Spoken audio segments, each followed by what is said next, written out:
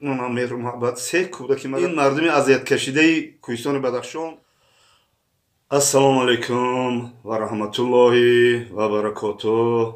برادران قندم، جوانای محترم، نواساکو و حواساکوی قند بابوش زنده و سربلند باشین.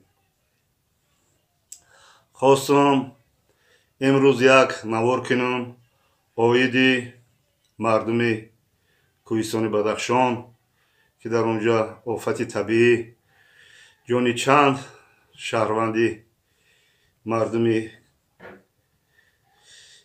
مردمی سربلندی کوهستان بدخشان را جانی خود را دست دادن.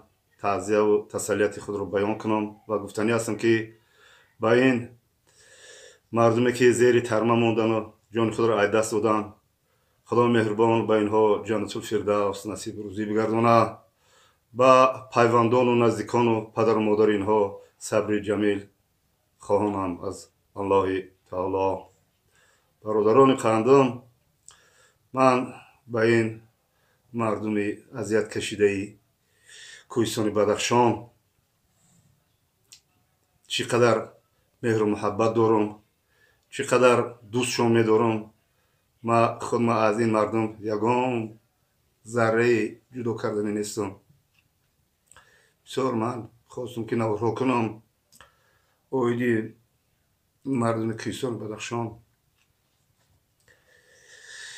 خدایا نگهبانشون باشن. این مردمی بسیار مردمی سربلندی، بسیار مردمی نیتی نیک دارن، دلی صاف دارن، دلی پاکیزه دارن. احسن به این مردمی سربلندی کوهستان بدخشان.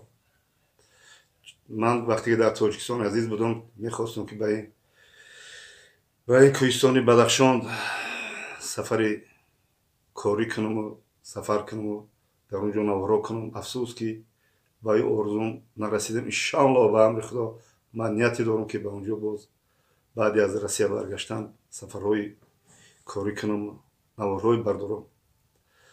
به این مردم سربلندی کوهستان بدخشان چی گفتنی هستم که اینها همچون یک برادری نزدیکترین ما هستند. اینها این مردم اذیت کشیده کوهستان بدخشان چنان هم من مهر و محبت دارم به اینها.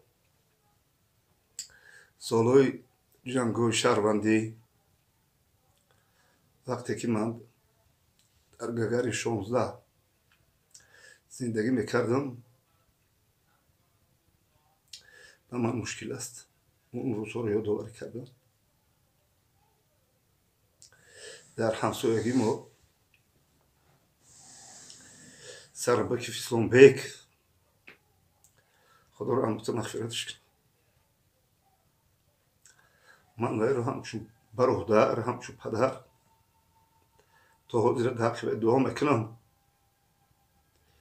سربک فیسلان بیک سالهای جنگ شهروندی نچلی میلیسه ایروپورت بود. در همه آشانه سیوم قبط به قبط ما زندگی میکرد و من همون سالها 3 کودک خردسال بود در سکس زندگی میکردیم. این مردی خدا، این مردی پاکدامن، این مردی دل نیتی صاف، این ابرمردی پامیری. اصلا من برادر میگم ایرا یک خاطره دارم که بگه میشید سالهای جنگ شهروندی بگه میشید ایروپورت کراسین میوارد با کلاشکودا سوید نبود اون وقتو میومد میدرومد میگفت که چراغ داشتیم، چراغ دا کراسین میریخت. میگو سالارکن نریزین کراسین میریخت که تو دود نکنه. وای وقتی که میرفت میومد وای میکرد کارگر دولتی بود. البته مثال وای میگرفت خیلی میوارد میگرفت. خدا او روزا نشون نتیاد. من او روزا من هم خیلی میگشتم. گبزنی آسان بود. حاضر من گبزنی قین میبید. من هر چند حرکت میکنم که با مرا در اینجا ارتیست نبرورم باوری نکنم که اشکال من نرسه وای می اومد ما رو همچون یک برادر نگه میکرد کرسی می آورد خروکه می آورد مردمی پامیر چقدر مردمی صاف دیلن خدا رحمت و مغفرت کنه خدا جوش جنت الفردوس گردونه یکی سر بکفیسلون بکه و زوجه مهربانی تا حاضر حیات است معلمه هسته ما به نزدیکی با خود بدیم خیلی سال شد خیلی جو کشیدم با کشلوق آمدیم چقدر مهر و محبت سه کودکی مرا رنگ فرزندی خودش نگاه بین میکرد گهواره میکرد ای گهواره میکشوید